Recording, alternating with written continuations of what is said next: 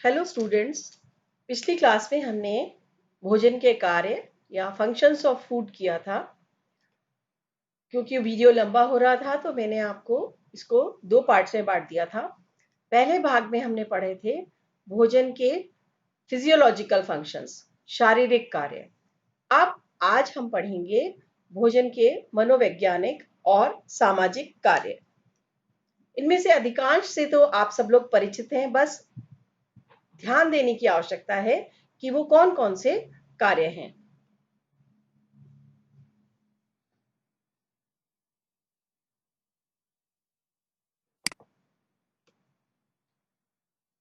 सबसे पहले हम देखेंगे भोजन के मनोवैज्ञानिक कार्य। जो पोषण वैज्ञानिक है, मतलब जो पोषण विज्ञान में जिन्होंने शोध किए हैं, अध्ययन किए हैं, उन वैज्ञानिकों ने बेटा भोजन के ऊपर इतने तरह के एक्सपेरिमेंट्स होते हैं। केवल हमारी बॉडी के अंदर क्या कर रहा है, हमारे शरीर के अंदर जाके क्या कार्य हो रहा है, यही नहीं, इसके मनोवैज्ञानिक पहलू, सामाजिक पहलू पर भी उन्होंने बहुत अध्ययन किए हैं।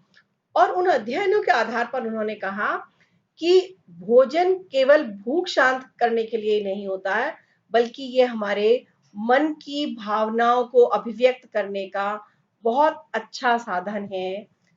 और ये हमारी कैसे मनोवैज्ञानिक आवश्यकताओं को पूरा करता है वो हम देखते हैं।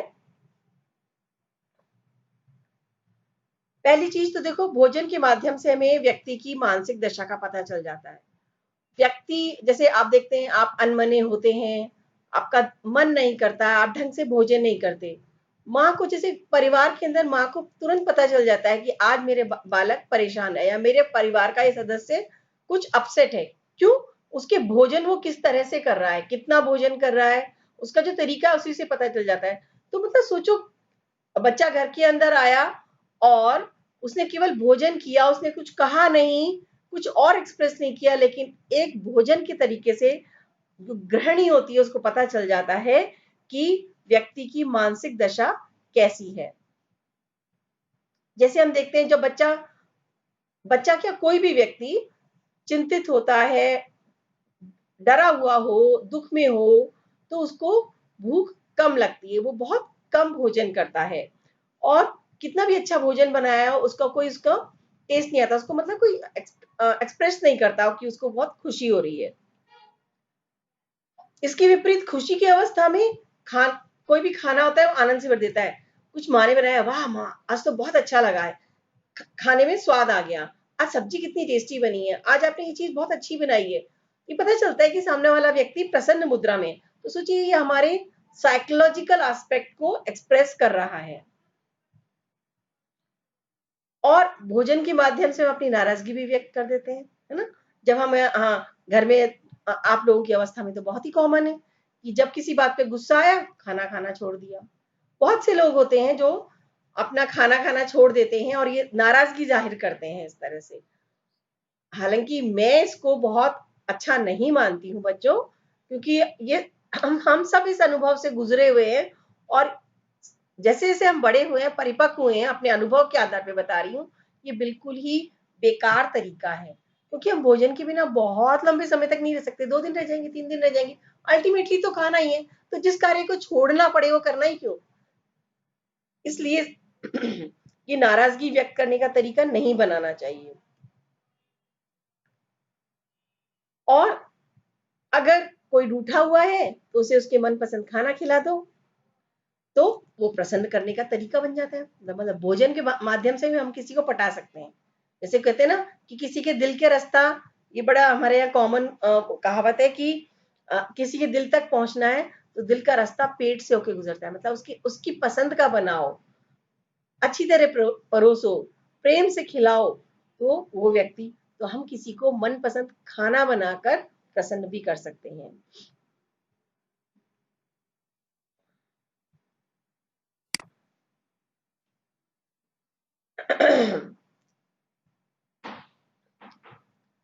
और ये भोजन जो है दूसरों के प्रति अपनी भावना अभिव्यक्त करने का माध्यम है। जब हम किसी से प्रेम प्रदर्शित करना चाहते हैं, हम किसी को पसंद करते हैं, किसी को सम्मान देना चाहते हैं, तो हम उसे घर पर बुलाकर भोजन करवाते हैं, उसको भोजन के लिए आमंत्रित करते हैं।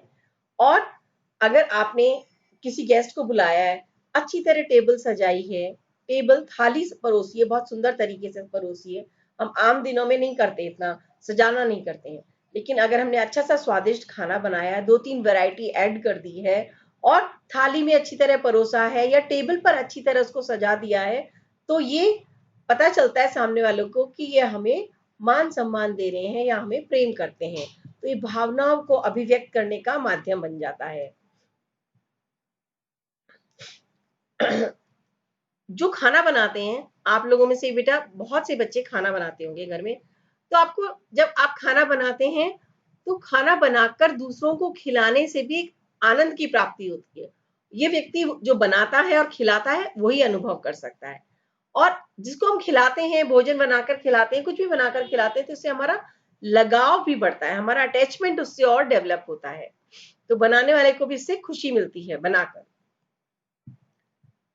फिर अगर भोजन को अच्छी तरह परोसा जाता है, जैसे छोटा बच्चा, नवजात छोटे बच्चे होते हैं जो शैशव अवस्था में होते हैं, इन्फेंट्स होते हैं, गोद के बच्चे होते हैं, माँ अगर उनको गोद में लेकर प्यार से बैठ के खिलाती है या अपने आंचल में लेकर उसे दूध पिलाती है, तो बच्चे को उससे भावनात्मक सुरक्षा मिलती है। तो बच्चा माँ की गोद में क्यों दुबक के उसके अंदर क्यों ले, तो भोजन ही रहा है, लेकिन भोजन लेने देने के समय माँ उसको स्तनपान कराने के समय अपने से चिपका कर रखती है। तो बच्चे को इससे भोजन के माध्यम, काम तो ये हो रहा है भोजन का, लेकिन उससे उसको भावनात्मक सुरक्षा की फीलिंग भी आती है। इसी तरह से जो जिसने भोजन बनाया है, अगर हम उसकी थोड़ी तारीफ कर देंगे तो भोजन बनाने वाले को बहुत प्रसन्नता मिलती है। ये हम सब जो भोजन बनाते हैं और कभी हमारे किसी ने अप्रिशिएट किया, एप्रिसिएशन बेटा सब सब फील्ड में चाहिए होता है, हर व्यक्ति को एप्रिसिएशन चाहिए होता है, बेसिक हमारी नीड है ह्यूमन बींग्स की। तो भोजन के लिए भी है कि हमने मेहनत से कुछ बनाया और किसी ने तारीफ कर दी तो हमें वो आनंद से भर देता है। तो ये भी इसका मनोवैज्ञानिक प्रभाव हो गया। और ये जैसे मैंने पहले भी कहा था कि हम किस तरह से पका रहे हैं, किस तरह से परोस रहे हैं, इससे हम व्यक्ति को स्पेशल वाली फीलिंग दे सकते हैं। आम दिनों में हम कुछ नहीं करते हैं, लेकिन बच्चे का बर्थडे है तो हमने उस दिन स्पेशल ढंग से खाना अरेंज किया है, तो इससे उसको लगता है कि हाँ आज कुछ स्पेशल है। त्योहार के दिन हम अलग से भोजन बनाते हैं, उसको अलग से परोसते हैं, सब बैठ के भोजन करते हैं, तो कैसा लगता है कि आज कुछ स्पेशल है, कुछ डिफरेंट है। अच्छा, किसी को इंपॉर्टेंस देनी है तो हम उसको इनविटेशन देते हैं, अपने आप भोजन पर आमंत्रित करते हैं, लगाव की अनुभूति। तो किसी को मान सम्मान देने का तरीका भी होता है भोजन के लिए आमंत्रण। फिर भोजन से हमें तृप्ति और संतुष्टि मिलती है। बेटा हमारे शरीर की आवश्यकता है भोजन, क्यों, हमें कुछ पोषक तत्व चाहिए, ठीक है ना। तो ये पोषक तत्व हम दवाइयों के माध्यम से भी ले सकते हैं, आर्टिफिशियल तरीके से भी ले सकते हैं, लेकिन और हो सकता है हमारी शरीर की आवश्यकताएं पूरी हो जाए, है ना, लेकिन क्या उससे हमें तृप्ति और संतुष्टि मिलती है? नहीं मिलती। ये तृप्ति और संतुष्टि भोजन ही देता है। इसी तरह से परिवार में भोजन एक दूसरे को बांधने का कार्य करता है। जब परिवार के सभी सदस्य एक साथ बैठकर बातें करते हैं, भोजन करते हैं, तो वो उनका मनोरंजन भी होता है, एक दूसरे से उनका लगाव भी होता है। इस तरह से एक दूसरे से इंटरेक्ट करके हमारा टेंशन्स भी कम होती है।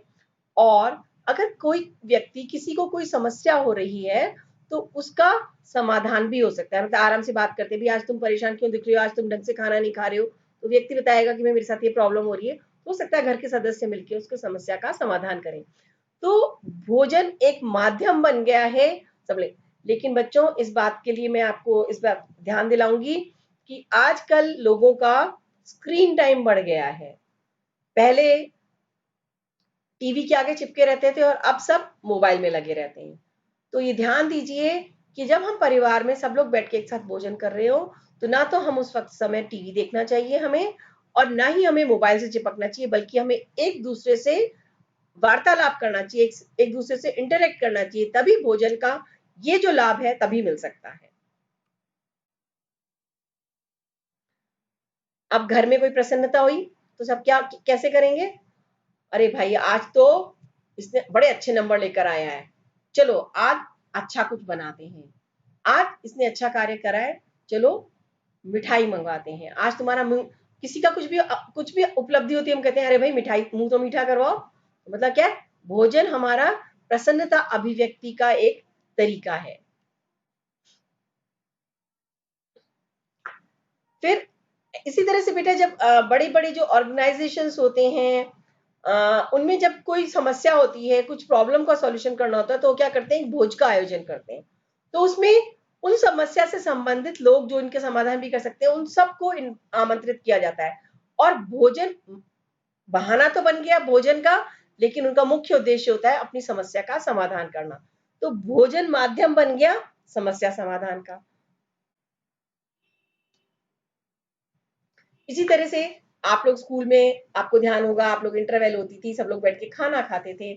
फिर हम लोग खाने के साथ में क्या करते हैं, एक दूसरे से शेयरिंग भी करते हैं, तुम क्या लेकर आए हो, तुम क्या लेकर आए, अरे वाह इसकी ये सब्जी अच्छी है, उसका वो अचार अच्छा है।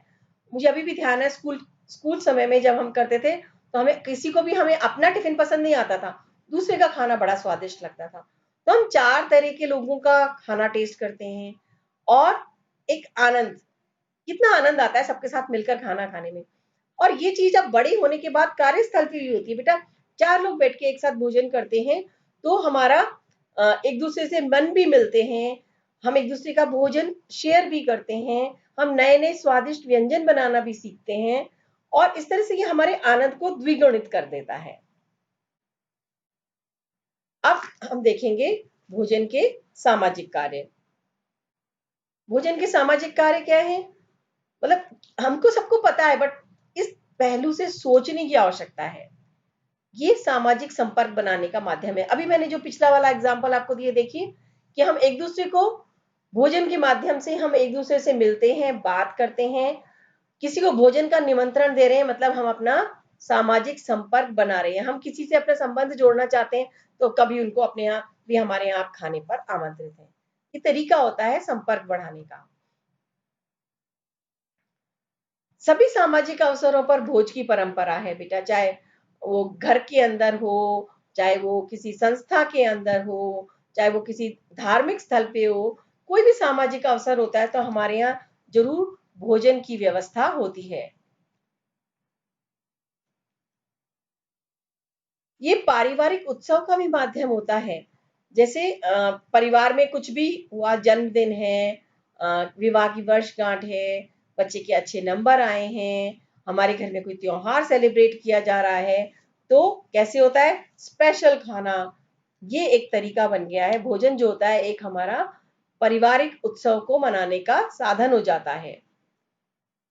फिर धार्मिक अवसर, जैसे मंदिरों के अंदर बेटा अपने होते हैं, जैसे अपने यहाँ पौष बड़ों का आयोजन होता है, अन्नकूट की प्रसादी होती है, सवा मणि होती है, गुरुद्वारों में लंगर होता है, मदरसों में भी बेटा बाहर भोजन कराया जाता है। तो ये सारे जो तरीके होते हैं, भोजन क्या होता है, एक तो दान करने का तरीका, जिनको आवश्यकता है उनको दान करने का तरीका, दूसरा सेवा करने वाले, जब हम जाते हैं तो सब आगे बढ़ चढ़कर उसमें हिस्सा लेते हैं, कोई धन से मदद करता है, कोई पकाने में मदद करता है, कोई परोसने में मदद कर देता है, कोई उसको पूरा ऑर्गेनाइज करने में हेल्प करता है। तो इस तरह से हम एक दूसरे से जुड़ते हैं, तो ये भोजन माध्यम बन जाता है इन सब कार्यों के लिए। शैक्षणिक अवसर बेटा, एजुकेशनल लोकेशन, ऐसे जैसे अपने यहाँ भी संस्थाओं में जब भी कोई फंक्शन होता है, तो हम चाहे जलपान की व्यवस्था रखें। जलपान का मतलब क्या होता है कि आप लोग सब समारोह के बाद में सब लोग जलपान के लिए आमंत्रित है, तो वो क्या होता है, इनफॉर्मल गैदरिंग हो जाती है, जिसमें हम अपने विचार विमर्श करते हैं, अपनी समस्या का समाधान करते हैं। कोई चीफ गेस्ट आता है तो वो चाय के लिए रुका हुआ, मतलब जलपान कर रहा है, उस समय पे बच्चे भी आकर उनसे मिल सकते हैं, स्टेज पर तो वो सबसे नहीं मिल सकते हैं ना। तो इस तरह से ये इनफॉर्मल मीटिंग का तरीका बन जाता है, और हमारी बहुत सी समस्याओं का समाधान भी होता है। राजनीतिक अवसर भी होता है, जैसे आपने देखा होगा कि अपने यहाँ जब ये ईद वगैरह होती है, तो इफ्तार पार्टी का आयोजन करते हैं पॉलिटिकल पार्टीज, ये हमारे यहाँ भोज का आयोजन है। इफ्तार पार्टी वगैरह क्या है कि पॉलिटिकल उस पर्टिकुलर कम्युनिटी को वो प्रभावित करने की चेष्टा करते हैं, इसी तरह से जब भी कुछ इलेक्शंस वगैरह होते हैं, उससे पहले भी राजनीतिक अवसर ये भी होते हैं। देखो बेटा, बाहर से कोई विदेशी मेहमान आए हैं किसी उसके, तो उसको हमारे राष्ट्रपति या हमारे प्रधानमंत्री जो है वो भोज के लिए आमंत्रित करते हैं। उनके लिए एक विशेष भोज का आयोजन किया जाता है। और उस टाइम भी भोजन से ज्यादा महत्व क्या होता है, पॉलिटिकल रिलेशंस बनाने होते हैं। तो पॉलिटिकल रिलेशंस बनाने भी ये भोजन मदद करता है।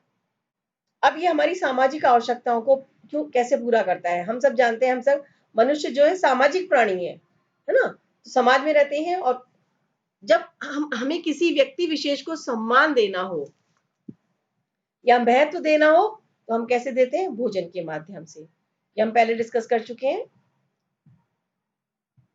धार्मिक स्थलों पर भी जब ये आयोजन होता है, तो इसमें सामाजिकता का भी होता है, समाज के प्रति हमें अपने कर्तव्य का बोध भी होता है, और अपनेपन की, एक दूसरे से जुड़ाव की भावना भी बढ़ती है। अच्छा, जब किसी भी हम एक कॉमन गैदरिंग पे होते हैं, तो क्या होता है, विभिन्न जाति के लोग आते हैं, विभिन्न धर्म के लोग आते हैं, विभिन्न प्रांत के। जैसे हमारे यहाँ कोई भी सेमिनार वगैरह होते हैं, तो पता चलता है कोई केरल से आया हुआ है, कोई गुजरात से आया हुआ है। मुझे अभी भी ध्यान है, राजस्थान यूनिवर्सिटी में जब ऐसे सेमिनार्स होते हैं, तो जो 2-3 दिन की कॉन्फ्रेंस होती है, उसमें एक दिन अपने राजस्थान के पारंपरिक भोजन का जरूर रखते हैं। अपने राजस्थान का पारंपरिक भोजन है चूरमा दाल बाटी। अब इतनी बार ऐसा हुआ है कि जो बाहर से मेहमान आए हैं दूसरे राज्य से, वो पूछते हैं कि ये कैसे खाया जाता है, ये क्या है। बड़ा आनंद आता है। और फिर वो लिख के, अरे वाह, ये तो बड़े स्वादिष्ट है। हम बाहर जाते हैं तो हमें वहां के प्रांत का कुछ विशेष मिलता है।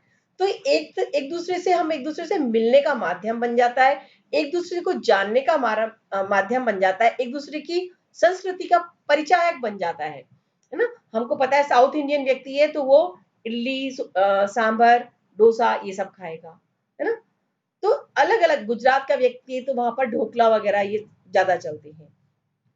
तो इससे हमें दूसरी जाति वगैरह में आपस में एक दूसरे का पता चलता है। इसी तरह से सामाजिक उत्सवों में जो भोज का आयोजन किया जाता है, उसका उद्देश्य ये होता है कि एक दूसरे से हम सोशल रिलेशंस को कैसे डेवलप करें, दूसरे लोगों से रिलेशन डेवलप करने का एक माध्यम होता है।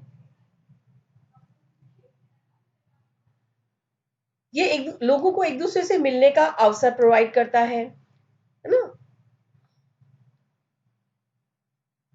और देखो, भोज आयोजन से हमारे जीवन में एक उत्साह का हो जाता है आयोजन, एक नवीनता बनी रहती है। जब भी हम किसी कहते हैं चलो पार्टी करते हैं, बहुत दिन हो गए अपने परिवारों में, जैसे हम लोग हिंदू हैं, तो हमारे यहाँ कहते हैं अभी बहुत दिन हो गए, लोगों से मिलना जुलना नहीं हुआ, चलो सवा मणि करते हैं, भगवान के मंदिर में प्रसादी भी चढ़ाएंगे और इस बहाने से भोज हो जाएगा और सबसे मिलना हो जाएगा।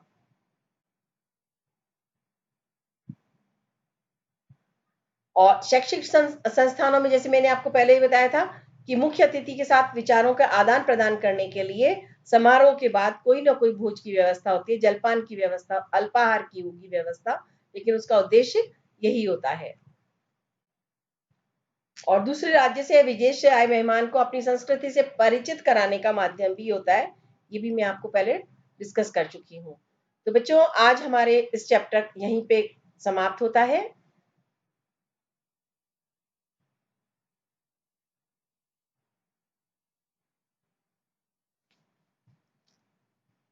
नेक्स्ट क्लास में हम नेक्स्ट चैप्टर पढ़ेंगे।